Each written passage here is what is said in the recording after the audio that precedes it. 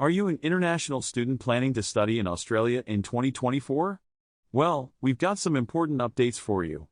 Many students in Australia are currently facing a stressful time, trying to balance work and study, while also dealing with universities getting stricter.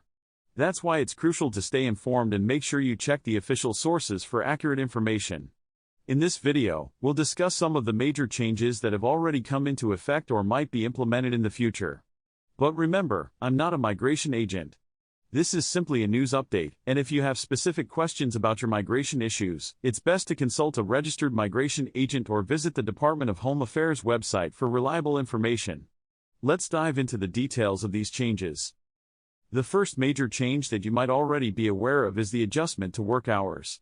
Previously, students who started in 2023 had nearly 6 months where they could work full-time after arriving in Australia. But from 1st of July 2023, students are now restricted to only 48 hours per fortnight while their studies are in session. This applies whether you work under a TFN or an ABN. There are some exemptions, though. For instance, students who were already working in HQ before 9th May can continue working until 31st December. But from 1st of January 2024, even they will have to abide by the 48-hour work rule. However, students pursuing research-based courses like Masters by Research or PhD can continue to work on limited hours. Another significant update pertains to the increase in financial requirements for international students. Previously, students were required to demonstrate savings of at least $21,441 in order to meet the financial capacity requirements. However, from 1st of October 2023, this minimum savings requirement has been increased to $4,550. This change has been made in response to the rising cost of living in Australia. It's important to note that not all students are required to demonstrate this financial capacity, but the majority of students need to do so. Please refer to the official guidelines to determine if this applies to you. In line with the start of a new financial year, the Australian government has also increased the visa fee for international students. Previously priced at $650, the student visa fee has been raised to $7,110.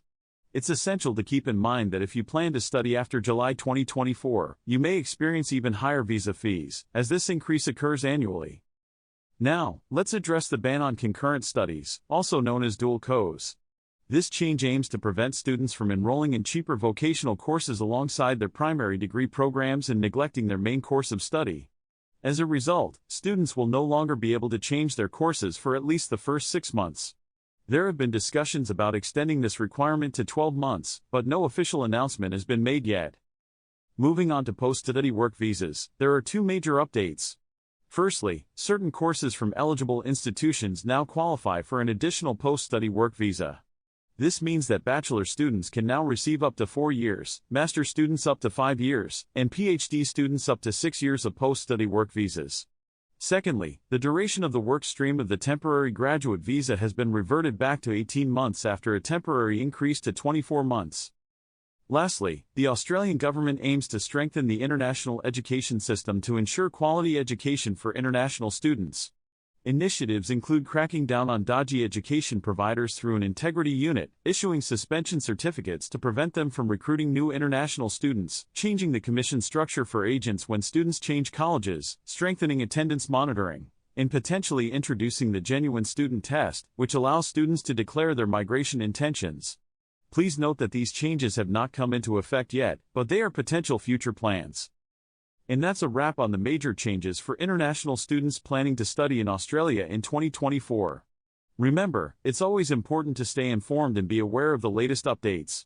If you found this information helpful, consider subscribing to our channel for regular news updates. Thanks for watching.